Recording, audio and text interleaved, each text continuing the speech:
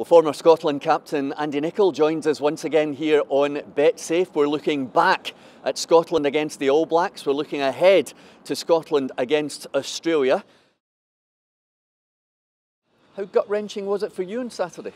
It was, well, gut-wrenching. I'm not sure that's the emotion at the end. I was just so proud, so pleased with it, and so inspired by the performance that the Scotland team put in to get so close to beating the best team in the world. And we could look at it as a missed opportunity. We might not get as good a chance for a while to beat the All Blacks, but then again, they are the best team in the world, and we became within a whisker of beating them. What was the key to our performance, Andy? Oh, there was lots of levels to it. There was a lot of things that we didn't see the week before against Samoa. The questions were asked: the physicality in defence, the line speed in defence, the intensity around the contact was really good. You can't let New Zealand play, or they'll rip you to shreds. The kicking game was excellent. The kick chase was good.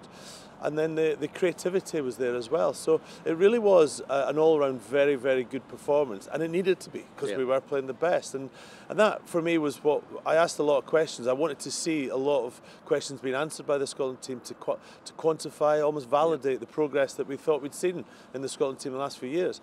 And for me, that was unquestionably answered on Saturday. And this team looked like it's in a good place at the moment. And there's no argument now, Andy, that we have a lot of world-class players in the Scotland squad. No, definitely. I mean, Finn Russell was outstanding. Stuart Hogg was just arguably the hottest property in world rugby at the moment. And that was what the last 2 minutes, Jim, I reckon are the best 2 minutes of rugby I've witnessed at Murrayfield Stadium ever, because we scored a great try from Hugh Jones to get back into the game, and then we had to go the length of the field against the best team, as I keep saying, and we almost did it. When Stuart Hogg got that inside pass off Hugh Jones and he got past the first line of defence, you thought, for a moment I thought he was in. And then Bowden Barrett had a match-saving tackle, and that's what it took. It took a world-class player to stop a world-class player for Scotland to have a chance of winning the game, and that, in every sense, tells you the progress that Scotland have made. It goes from one massive game to another, because after the All Blacks, it's now Australia here at Murrayfield this weekend. Yeah, and they'll be smarting a wee bit, because they got a bit of a doing down at Twickenham by England. Some of the too late tries, some decisions didn't go their way, and so they'll be looking to right those wrongs and finish the season off on a high for themselves. You know, they have really improved this year. At the start of the season, didn't think they looked that great.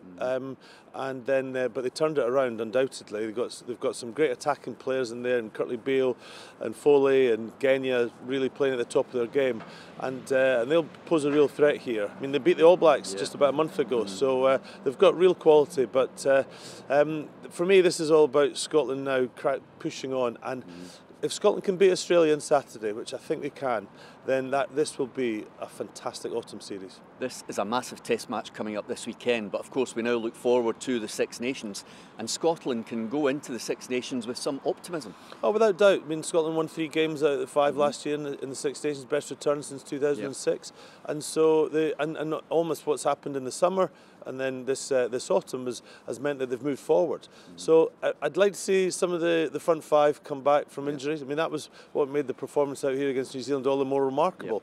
Was the pack that we finished with was not one that you'd expect. So if we could get some of our frontline players, especially in the front row, back for the Six Nations, then I think we've got a real chance. We start Wales away, France at home, and then we've got England out here at the 25th of February, I think it is, which will be very exciting. You played in a great Scottish team, obviously. How good is this one?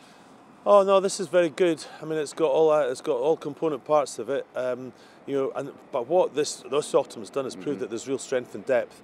And rugby is such a physical game these days. There's always going to be injuries, and Scotland are now able to cope that much better with the injuries. But get full strength out there, and there's some real attacking players. I mean, I thought John Barclay, Johnny Gray have been outstanding. So you've got the grunt up front, but then you've got a backline that's just so exciting. And when the likes of Finn Russell are on the game, Hugh Jones at 13 and Stuart Hogg at 15, you've got such a cutting edge there that it makes them a really dangerous side. And I really enjoy watching them. I really enjoy analysing them. Everyone that was at Murrayfield last week loved the experience, and so I think there's a huge excitement around Scottish rugby, and long may that continue. Andy, thank you very much indeed. Andy Nicol here with me, Jim Delahunt, on BetSafe.